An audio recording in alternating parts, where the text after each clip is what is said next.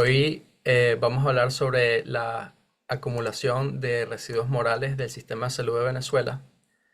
Esta es mi tesis de maestría de bioética de la Universidad de Harvard y quiero que esta charla nos lleve a la conclusión de que hacen falta disculpas de Estado, reparaciones financieras, una reforma institucional, desarrollo organizacional y un acuerdo nacional para restablecer y sostener el balance moral que va a permitir la reconstrucción del sistema de salud de Venezuela. Quiero que esta sea una charla, digamos, fluida. Siéntanse completamente libres de tenerme en cualquier momento. Y esto es un trabajo que además está en progreso. De modo tal que siempre, digamos, sus opiniones y sus preguntas son bienvenidas porque enriquecen este trabajo. Entonces, un poco de contexto. En las últimas décadas, malas prácticas institucionales destruyeron al sistema de salud de Venezuela, causaron injurias morales en sus trabajadores y estas injurias causaron el éxodo de los trabajadores.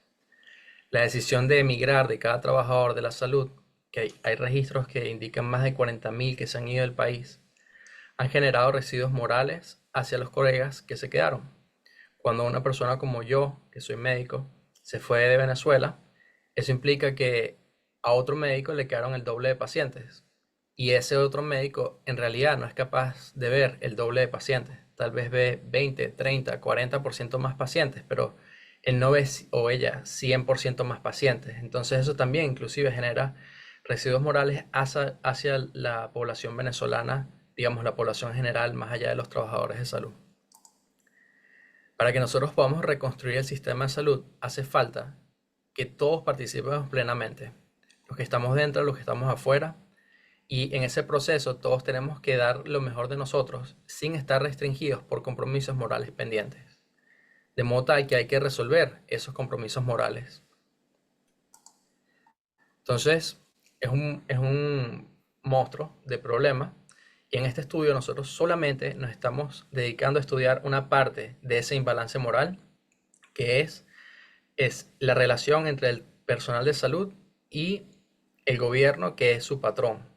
En Venezuela, las características del sistema de salud hacen que digamos, el dueño de casi la totalidad de la capacidad instalada de salud es el gobierno, o mejor dicho, el Estado, y que quien opera a esa capacidad instalada en salud sea el gobierno. Ahí hay una distinción entre Estado y gobierno. Estado es todos instrumentos y son, digamos, elementos inanimados, y el gobierno son los equipos que utilizan esos instrumentos y los administran para gobernar en nombre de la población. Entonces, distinción entre Estado y gobierno. Entonces, bueno, en esa delimitación, de nuevo, vamos a hablar sobre la relación entre el personal de salud y el gobierno. Algunos conceptos: la autonomía es la capacidad de gobernarse a sí mismo. El distrés moral es un concepto que se creó en 1984 para hablar sobre las enfermeras que no eran capaces de hacer lo que ellas consideraban que era apropiado, porque habían normativas institucionales de sus empleadores que le impedían hacer esas cosas. Los residuos morales son acumulativos, es simplemente el distrés moral que se acumula y normalmente ocurren como una consecuencia o en un dilema donde hay que elegir males menores.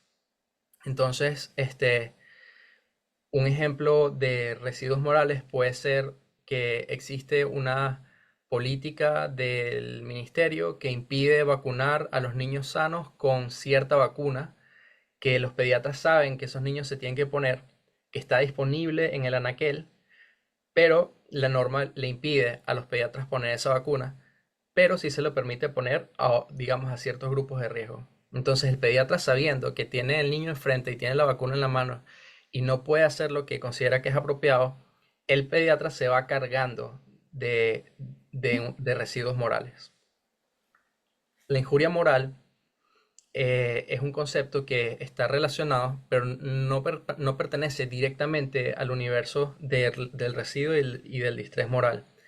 Es un término que se creó, la injuria, relacionado con combates y guerras, y tiene que ver mucho con el estrés postraumático.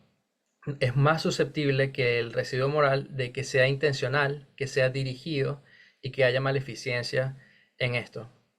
Y así como el estrés postraumático, creo que hay un componente muy importante es que la persona se siente, además de pérdida de su autonomía, sobre todo en el ámbito laboral, también se siente que su identidad como individuo, como persona, también está afectada.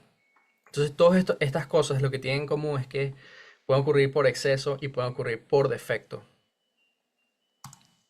Entonces, bueno, el objetivo de mi estudio fue fue diseñar un framework que permitiera resolver esos residuos morales que tiene acumulado el sistema de salud de Venezuela. Para diseñar el framework comencé una búsqueda y esa búsqueda empezó por encontrar culturas existentes o subculturas inclusive dentro del país que ya tuviesen un marco normativo existente. Les pido disculpas, a veces van a salir por ahí un par de palabras con, digamos, errores ortográficos y es porque el teclado está en otro idioma y se corrige solo. Entonces, bueno, en la búsqueda de esas culturas con marcos normativos existentes, eh, había una intención de, digamos, hay que hacer cambios culturales, ¿no? Porque piensen que las personas que están en el ministerio tomando decisiones de una manera que genera residuos morales, injurias morales, ya están acostumbrados a hacer las cosas de una manera. Entonces, hay que inducir un cambio cultural y la pregunta era si ese cambio cultural, mejor dicho, ese cambio conductual se quería inducir de cero, que es muy difícil en general hacer que la gente cambie su forma de hacer las cosas, o si era mejor embarcarse en algo que ya estuviera, que ya existiese y fuera bien conocido por los venezolanos. En esa búsqueda, lo más cercano que encontré a esto fue la cultura católica venezolana. Venezuela es un país fundacionalmente católico y eso implica que desde que se formó Venezuela como país, la arquitectura, el urbanismo, la manera de relacionarse de las personas, la expectativa del rol de la familia, etcétera, todo ha girado en la esfera católica. A pesar de que en tiempos recientes eh, las personas se convierten cada vez menos practicantes y también se ha abierto campo para otras religiones dentro del país, aunque una persona sea cristiana no católica en Venezuela, esa persona cristiana no católica sabe lo que es la confesión, sabe lo que es la comunión. Estos no son términos que son extraños, por lo cual decidí embarcarme en esta cultura. Entonces, la doctrina católica habla de dos tipos de pecados, mortales y veniales, con una gran diferencia entre ellas en sus consecuencias, que son que los pecados mortales rompen la relación con Dios, los pecados veniales enfrían la relación con Dios, y los pecados mortales, o las cosas que les permiten diferenciar el uno del otro, es el hecho de que hay una intención de cometer el pecado y el hecho de que hay conciencia de que lo que se está haciendo es pecaminoso. Entonces, esto empieza a relacionarse un poco con los dos términos que habíamos introducido antes de injuria moral y de residuo moral. Entonces, el residuo dijimos que era una cosa que no era intencionada, que era acumulativo, y eso se parece un poco al pecado venial. Mientras que la injuria moral, que dijimos que era intencionada, que era dirigida, etcétera, y que era traumática, parece más a un pecado de tipo mortal. Entonces, la doctrina católica tiene una forma de resolver los pecados, que es la confesión. Y la confesión implica que las personas tienen que hacer un examen de conciencia, una contrición de corazón, una confesión de los pecados, un propósito de enmienda y una penitencia. Esos son los pasos de una confesión. Y eso se hace ante un tercero.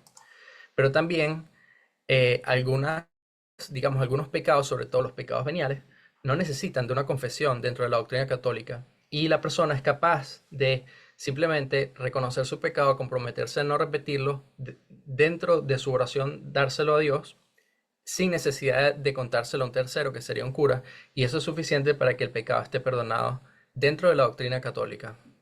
Entonces, aquí lo que vemos en esencia es que hay dos métodos para el perdón. Uno que involucra la presencia de terceros, que es la confesión, y el otro que no necesita presencia de terceros, que es el acto de contrición. Y esa diferencia en la presencia de un tercero viene de cuán grave es el pecado.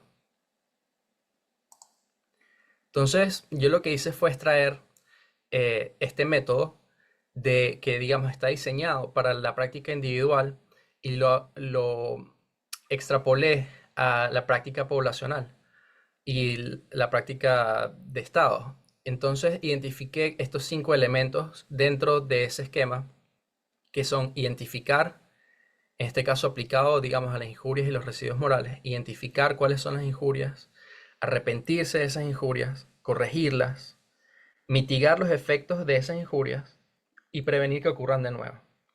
Y como hablamos de nuevo, injurias y residuos, como la injuria lo más grave, los residuos lo más leve, desde la investigación de las injurias que yo encontré y de los residuos que yo encontré, mi opinión, y con esa evidencia, es que las injurias son principalmente originadas del gobierno actual de Venezuela y el gobierno anterior, y que los residuos son originados principalmente del personal de salud de Venezuela. Entonces, voy a hablar sobre las injurias. Para identificar las injurias utilizando este marco, digamos, que yo estoy proponiendo, yo sugiero que exista un comité conjunto que se dedique a estudiar las injurias morales que se han perpetrado durante las 2 décadas y media anteriores a esta fecha. Ese comité debe estar integrado por víctimas, victimarios y también por terceras partes. Las víctimas, de nuevo, en este marco, en este estudio que estamos proponiendo, viene siendo, recuerden que dijimos que íbamos a estudiar la relación entre empleado y empleador. La víctima es el empleado, que es el personal de salud. El empleador, que es el victimario, viene siendo el gobierno. Y la tercera parte, a mí me gustaría proponer que sea el Centro Nacional de Bioética como un ente imparcial que no pertenece, digamos, enteramente o principalmente a ninguno de esos dos grupos.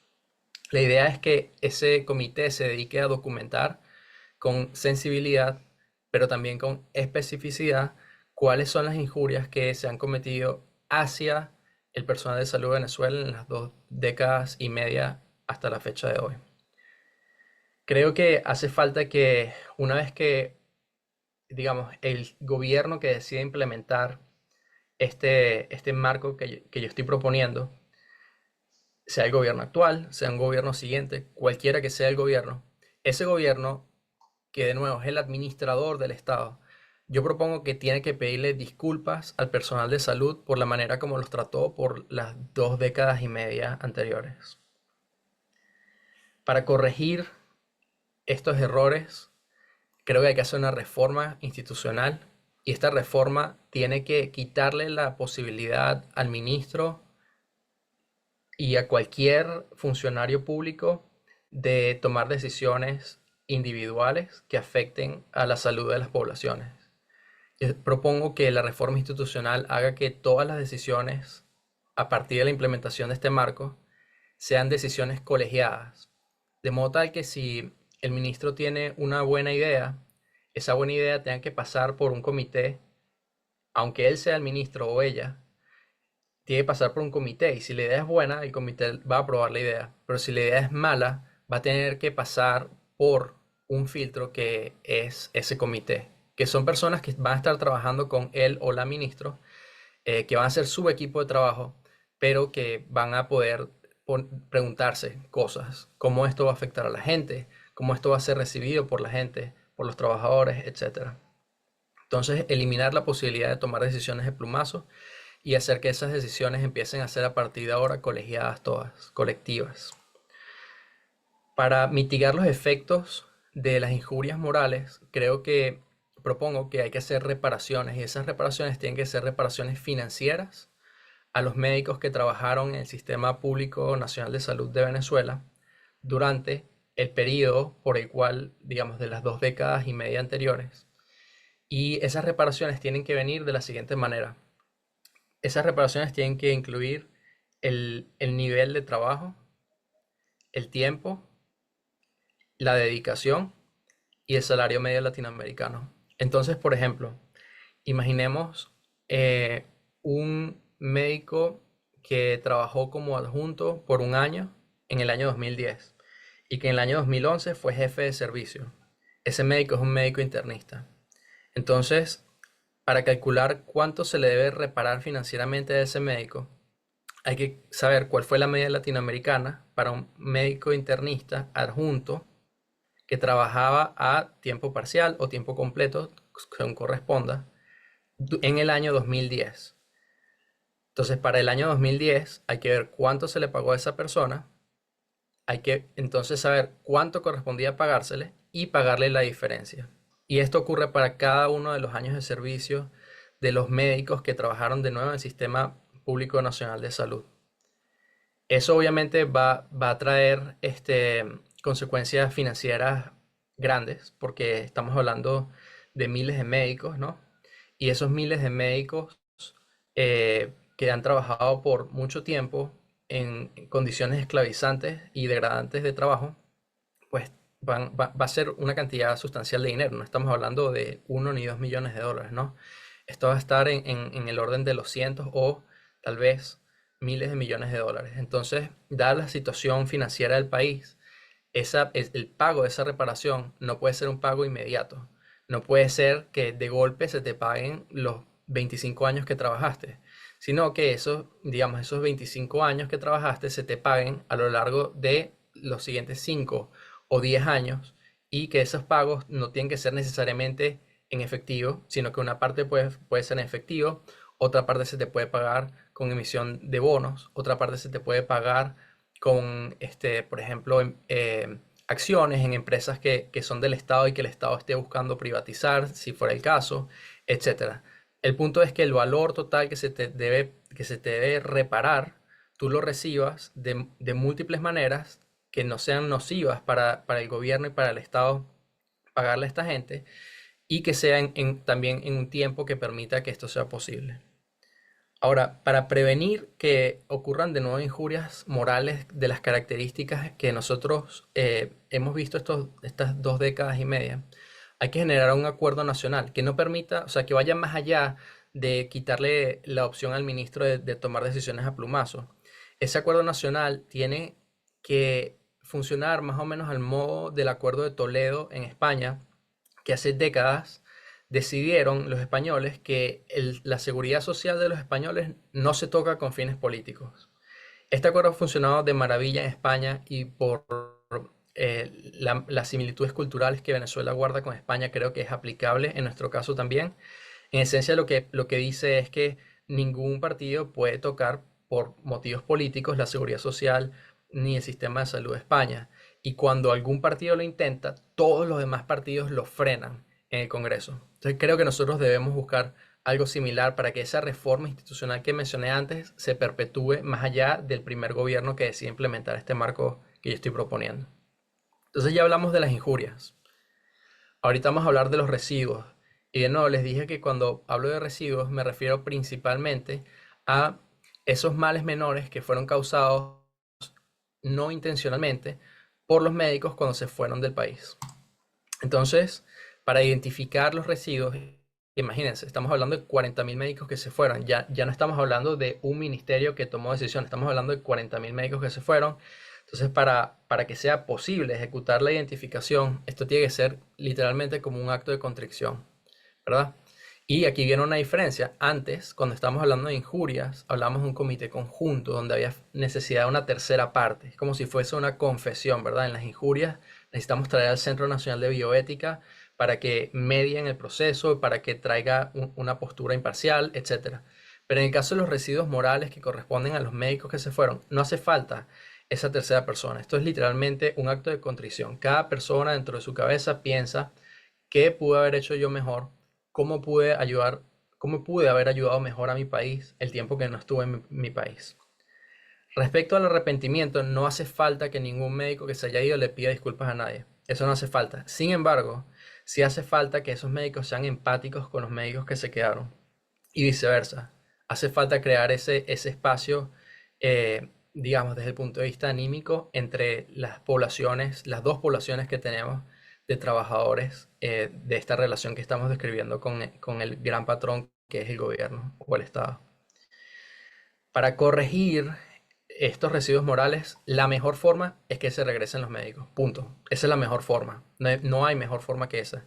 Sin embargo, cuando los médicos se van y pasa el tiempo, pasan una década, 2 décadas o menos, los médicos van contrayendo nuevos compromisos morales. Y eso es natural y es entendible. De modo tal que a un médico que se fue a España, se casó, tuvo hijos en España, sus hijos estudian en España, no se le puede exigir a ese médico que regrese, porque de nuevo ese médico en gran parte no se fue por elección, sino empujado. Sin embargo, lo que sí se le debe exigir a ese médico que está fuera del país es que colabore. Y eso tiene que ver con mitigar los efectos de su ausencia en el país. Esa colaboración tiene 5 caras por lo menos, posiblemente hay muchas más. La primera es que puede ayudar a educar a las siguientes generaciones por teleeducación. La segunda es que puede ayudar a curar a los pacientes por telemedicina. La tercera es que puede ayudar con financiamiento de todas las cosas que ocurren en el mundo médico de Venezuela desde el exterior haciendo donaciones. La cuarta es que puede ayudar haciendo transferencia tecnológica. Y la quinta es que puede hacer colaboración científica. De modo tal que aprovechemos al máximo su presencia en el exterior y que digamos, justamente esa ausencia de ese médico en Venezuela no simplemente sea una pérdida, sino que se convierta en una oportunidad para el desarrollo nacional. Ahora, finalmente, en esta esquina abajo a la derecha, tenemos el tema de desarrollo organizacional que va a ayudar a prevenir que ocurra el residuo moral grande que dijimos que es el éxodo de médicos. Cuando nosotros normalmente se diseñan los sistemas de salud, o en general cualquier institución, tradicionalmente en el pasado se centraba principalmente en resolver la necesidad del instituto o de la institución. Ahorita hay como un gran puje para que se consideren las necesidades de los usuarios y eso es importante. Lo que yo propongo es que también tenemos que considerar las necesidades del personal que trabaja para ese instituto en favor de los usuarios. Porque si uno tiene un médico que es internista y se quiere convertir en infectólogo, pero no existe un posgrado de infectología para que esa persona se haga infectóloga en Venezuela, esa persona se va a hacer infectóloga en otro país. No tengan la menor duda. Y eso aplica a cualquier especialidad. Y así como esto aplica a que la persona, digamos, curse una carrera, esto también se refleja en los salarios. Si la persona tiene aspiraciones de un salario alto, si el sistema le ofrece un salario bajo, entonces simplemente esa persona la estamos perdiendo. Esa persona va a buscar ese salario alto en algún otro lugar. Por supuesto, aquí entran consideraciones de qué es razonable y qué no es. Pero el punto es que si no tenemos en cuenta que hay que desarrollar las organizaciones también desde la perspectiva de las necesidades de los trabajadores, lo que vamos a hacer es seguir perdiendo trabajadores y no estamos en condición de hacer eso.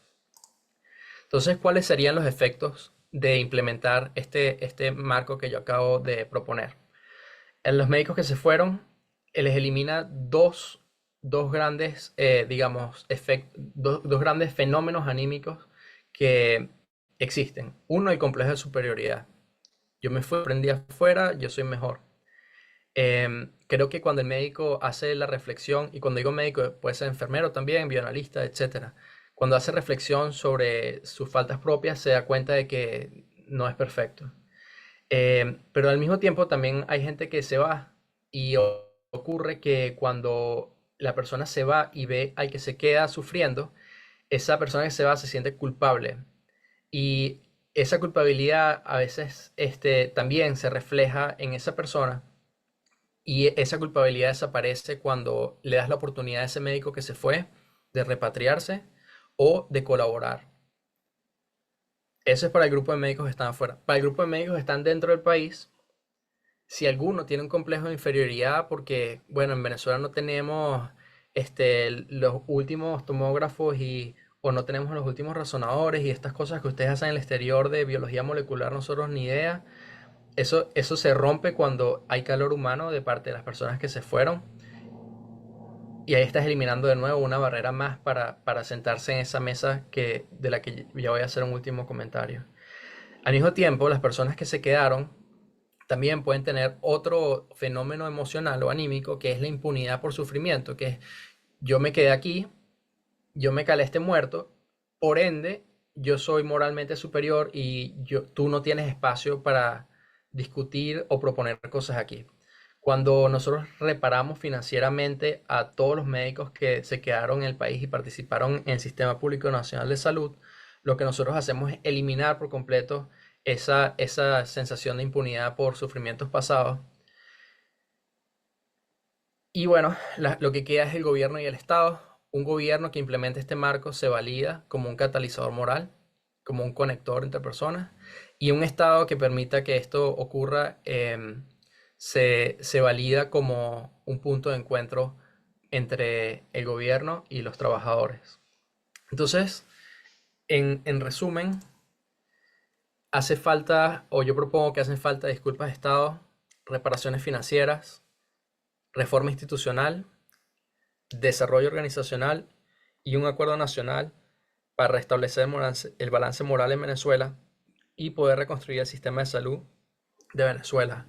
Creo que el gran efecto, si todo esto que acabo de decir, es que simplemente nosotros veamos la posibilidad de que todos nos podamos sentar y discutir en una mesa sin que nadie tenga complejos de ningún tipo y todos podamos dar literalmente lo mejor de nosotros. Y si hay una persona que aprendió algo que puede ser útil, no se lo quede callado y que al todos poner nuestras cartas y nuestra mejor contribución sobre la mesa, también diseñemos el sistema de salud que nosotros deseamos para el futuro y que sea un sistema de salud que literalmente esté inspirado solamente en cosas buenas y que no esté inspirado en crear normas o reglas que revivan o que estén dedicadas a corregir problemas o residuos morales del pasado que no se hayan resuelto. Entonces, resolver esos residuos morales literalmente nos permite soñar cómo queremos que sea el sistema de salud de Venezuela en el futuro.